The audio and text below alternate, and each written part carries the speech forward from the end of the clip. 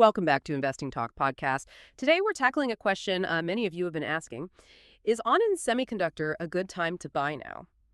This company plays, a pretty crucial role in areas like electric vehicles and industrial power, and, well, we've gathered a stack of recent reports and analyses to really unpack its current situation. Our goal is basically to equip you with the knowledge to understand this complex picture, moving beyond just the headlines. Before we jump in, if you find this discussion valuable, please subscribe, like, and maybe leave a comment. It really helped us out. And hey, if there's a specific company you'd like us to look into next time, just drop its name in the comments below. We're definitely here to help you get well informed quickly. All right, let's kick things off by looking at on-in Semiconductor's core business health. When we talk fundamentals, what are the key numbers we should be focusing on from their recent reports? And maybe more importantly, what story are they telling us? Yeah, it's interesting because what's truly fascinating here and quite telling is the mixed picture that emerges. So for the fiscal year ended December 31st, 2024, ON Semiconductor reported $8.265 billion in total revenue. Okay. That's actually a very slight decrease, less than 1%, from the prior year's $8.332 billion. Barely moved then. Exactly. Now, while revenue barely budged, net income saw a much more significant drop.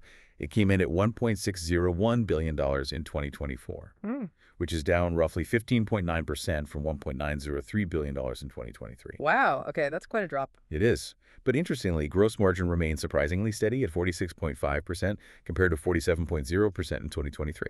Very Little change there. Huh. And diluted earnings per share, or ETS, well, it's followed net income down, dropping to $3.67 in 2024 from $4.23 in 2023. So minimal dip in revenue, right? But a really noticeable drop in net income and EPS, that 16% fall in net income, especially with stable gross margins, that really stands out, doesn't it? What does that suggest? Is it operating efficiency or maybe other cost pressures kicking in? And given this, what's management saying for 2025? Are they expecting things to turn around, or is it more of the same? That's a really critical observation. The stable gross margin suggests that their direct production costs haven't eroded profitability as much as you might think. Right. So the drop in net income, then, it probably points to pressures further down the income statement, likely increased operating expenses, maybe higher R&D, or perhaps some non-operating costs. And this context is vital when we look at their forward expectations. Management has guided for flat revenue growth in 2025. Flat. Yep. Which, after a slight dip isn't exactly a roaring recovery, they also anticipate continued margin pressure. Likely due to increased competition and what they describe as softness in their key end markets. So yeah, the story for 2025 isn't really aggressive expansion. It's more like stabilization amidst these headwinds. Flat revenue and ongoing margin pressure, those definitely sound like significant challenges. But how strong is the company financially? Can they weather these headwinds? What does their balance sheet look like? Particularly, their cash position and debt situation. Yeah. Are they built to last through a tough market cycle? Well, their financial health actually appears quite solid, which is a significant plus here. TITS ended 2024 with a robust $2.165 billion in cash and cash equivalents. Pretty healthy cushion. Okay, that's good. Their total debt stood at $3.178 billion. Now, what's really important, I think, is their net debt to EBITDA ratio. Right. It was a very manageable 0.65x. This indicates moderate leverage and excellent liquidity. It suggests they're not really overextended. That's reassuring. Definitely. Furthermore, they generated a healthy $2.257 billion from operations in 2024. And after capital expenditures of $1.023 billion, their free cash flow was an impressive $1.234 billion for the year. Wow. This really underscores strong operational efficiency and capacity to self-fund, which is key. Yeah, that free cash flow is certainly encouraging. It shows they're effectively turning revenue into usable cash. But let's maybe zoom out a bit. What's their place in the broader market? Who are their main rivals? And where does on-in Semiconductor truly stand out, especially in this fuse semiconductor space? Yeah, stepping back to look at the bigger picture, ON Semiconductor, they remain a leader in power semiconductors, particularly for automotive and industrial applications. Right, those key growth areas. Exactly. Their strength is really amplified in areas like silicon carbide or satine and other energy-efficient power solutions. That's their sweet spot. Their major competitors, though, are industry heavyweights like Infineon, STMicroelectronics, and Texas Instruments, big players. And while Onion definitely benefits from powerful structural tailwinds, you mentioned automotive electrification, growing demand for power management, their competitive moat, their sort of sustainable advantage. It's probably considered narrower compared to those giants with much broader, more diversified product I portfolios. see. It's also really critical to note a couple of key risks here. First, their customer concentration. Their top 10 customers account for over 50% of total sales. Ooh, that's high. It is. And second, the persistent cyclicality inherent in the supply chain. That's Hmm. always a factor in semis. That customer concentration is definitely something to, yeah, keep an eye on. Okay, let's shift gears. Moving from the financials to what the market's price action is telling us on the charts. Looking at the technical indicators, where did Onion Semiconductor stock close recently, and what's its recent trading range been like? Has it been respecting any clear support or resistance? Right, so ON Semiconductor closed at $48.26 on September 12, 2025. Looking at the past 3 months, the stock has traded in a fairly defined channel. It's been oscillating between $45.50, which seems to be acting as solid support. Okay, a floor there. Yeah, exactly. And $56.30 on the upside, where it has consistently met resistance. We've seen repeated tests of that, let's say, $47 to $50 area. It suggests a real battleground between buyers and sellers right now. So bouncing within a clear range, which, some traders love to see. But beyond just the floor and the ceiling, what do the broader trends suggest? Things like moving averages or momentum signals? What's the current trajectory look like? Are we seeing any signs of a potential breakout or breakdown? Well, the technical setup currently leans, I'd say, neutral to bearish, so caution is warranted there. Okay. The stock is trading slightly below its 50-day moving average, which is around $50.10, and also below its 200-day moving average, which is approximately $52.25. Right, below both key averages. Exactly. Being below both typically suggests a bearish trend in the medium to longer term. The Relative Strength Index, or RSI, which measures price momentum, is currently between 41 and 45. That indicates it's moderately oversold, but not yet at those extreme levels that might scream, buy. Not quite there yet. Not quite. And maybe more critically, the MACD, that's the moving average divergence, it's showing a bearish crossover. Ah, okay. That's a technical signal often interpreted as strengthening downward momentum. It implies selling pressure could continue. We've also seen the average daily true range rise, signaling higher volatility, Okay. particularly after those recent earnings announcements. Things are choppy. Okay, so the numbers give us a snapshot. The charts show the recent dance. But you and I both know the market often moves on sentiment and, fresh news. What's the latest whisper in the official word telling us about why ON Semiconductor's stock is behaving this way? Let's start with their latest earnings report. What were the highlights and how did analysts react? Yeah, this is where the plot thickens a little bit. Their Q2 2025 results, which came out August 4th, 2025, they actually missed consensus expectations on both revenue and margins. Ouch. Yeah. And as you might expect, this led to several price target cuts from major brokers. For instance, Morgan Stanley trimmed its target to $52, keeping a neutral rating. Citi, they kept a buy rating, but lowered their price target to $55. Okay. The overall consensus rating for ON Semiconductor among analysts right now is hold. So, yeah, on the surface, a pretty tough quarter. A miss on consensus, price target cuts. That does sound like a tough quarter, and usually you'd expect that to send a stock tumbling. Yet I understand the shares actually saw a bit of a bump after the report. That seems counterintuitive. What else was going on? Was there other news or maybe something in the sentiment landscape that explains that? Any whispers about insider activity? That's a great catch. And it really highlights the nuances, doesn't it? Despite missing consensus, shares actually rose 3.6% right after the Q2 earnings. They outperformed the S&P 500 that day. Really? Why? Well, the reason seems to be that revenue still beat the Zacks estimate, and it landed above the midpoint of management's own guidance. So perhaps expectations had just gotten too low beforehand. Ah, the better than feared scenario. Exactly. And analyst sentiment, even though some targets were cut, actually started trending upward on earnings estimates in the weeks following. That suggests building market confidence in a near-term recovery. Maybe not immediately, but on the horizon.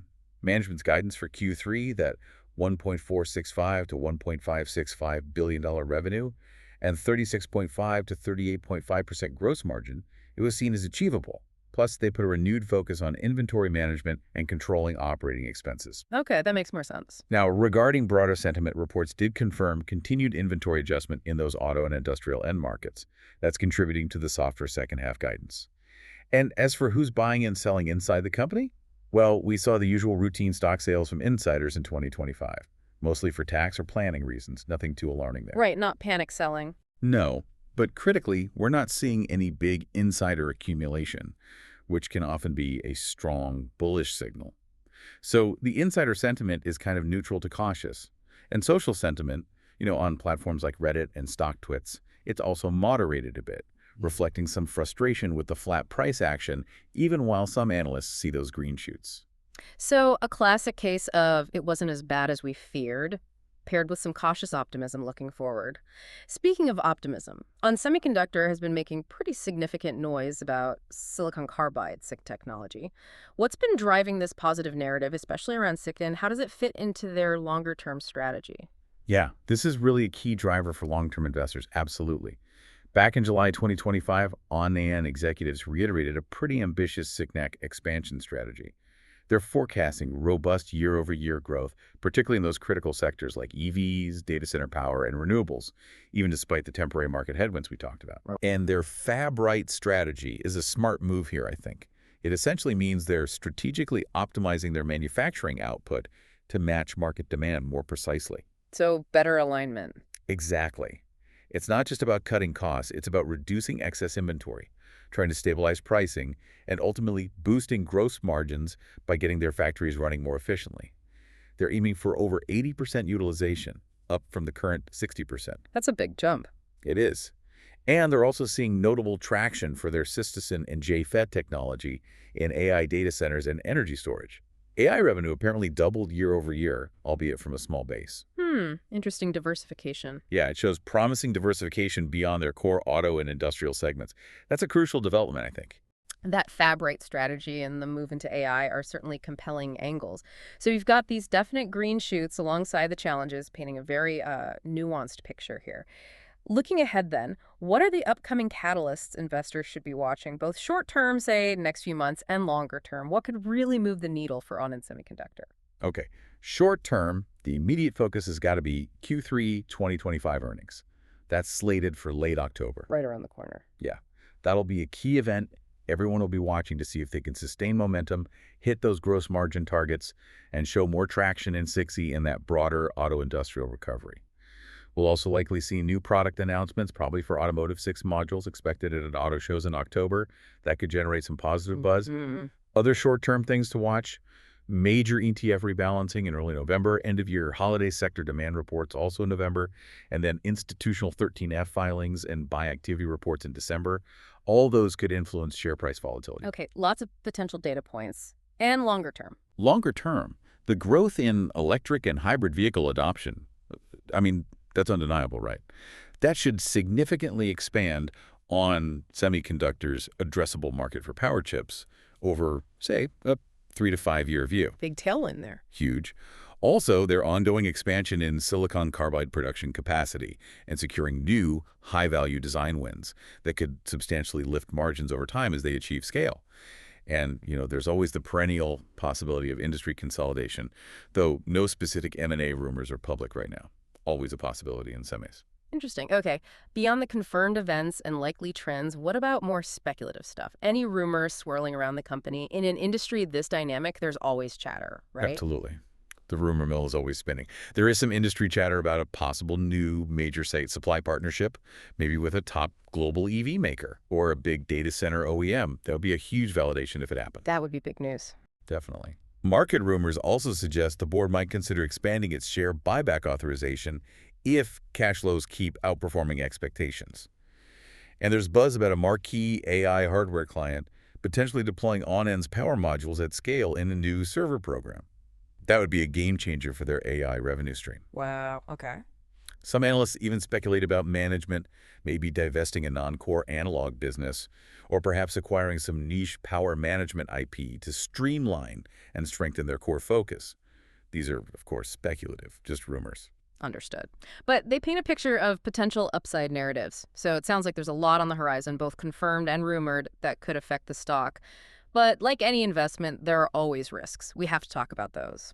What are the key risk factors for On Semiconductor that listeners absolutely need to be aware of? Yeah, this raises an important question for you, the listener, to really carefully consider. On the stock-specific side, we touched on it earlier, but that customer concentration is significant. Heavy reliance on their top 10 customers for over half their sales. Right, that 50% plus number. Exactly. Any disruption with a major client could really hit them hard. Their exposure to those cyclical end markets like automotive and industrial, that can also lead to unpredictable earnings volatility. Up and down. True. There are also ongoing supply chain risks, particularly challenges in SiC production yield, getting that right, and potential dependence on third-party foundries. And then there are the broader market risks, the notoriously cyclical nature of the semiconductor industry itself. Macro risks like, rising interest rates, fears of a broader economic recession, shifting global trade policies, all that stuff matters. And finally, it's just an intensely competitive landscape. That could lead to pressure on average selling prices, especially as supply normalizes across the industry.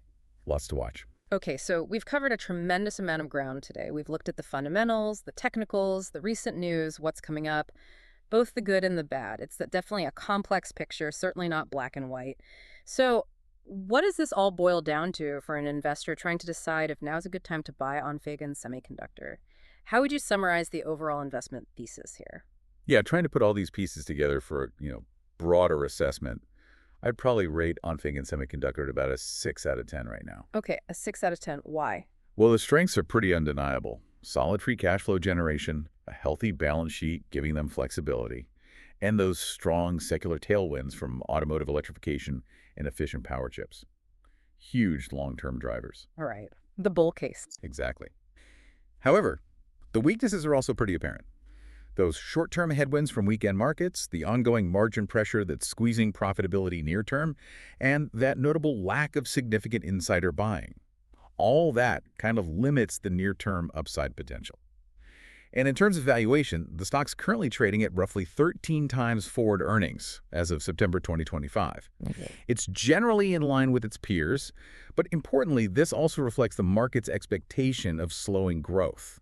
So it's not exactly cheap given the current outlook, and the technical setup, as we discussed, it's neutral to bearish.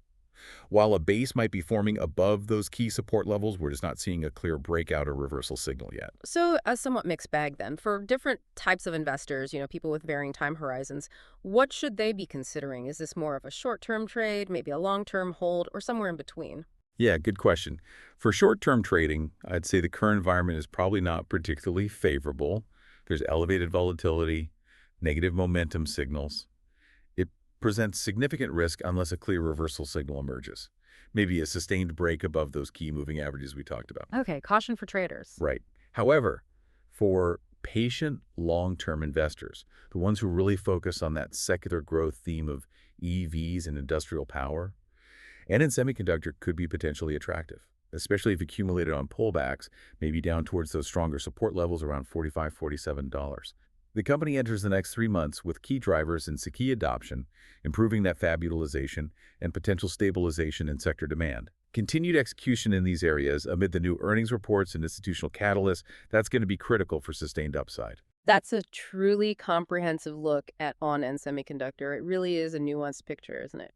You've got these strong long-term tailwinds in really critical growth sectors, but they're navigating some very real headwinds in the short term. So for you, our listener, here's maybe a thought to ponder.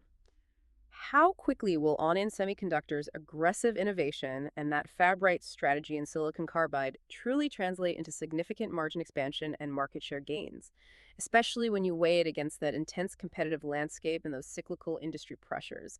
It really feels like a race against the market cycles, and their execution, well, it seems like everything rides on that. Thank you so much for joining us for this analysis today. We really hope this has given you a clear understanding of on-end semiconductor. Don't forget to subscribe, like this discussion if you found it useful, and please leave your comments and any company suggestions below. We look forward to bringing you another informed discussion very soon.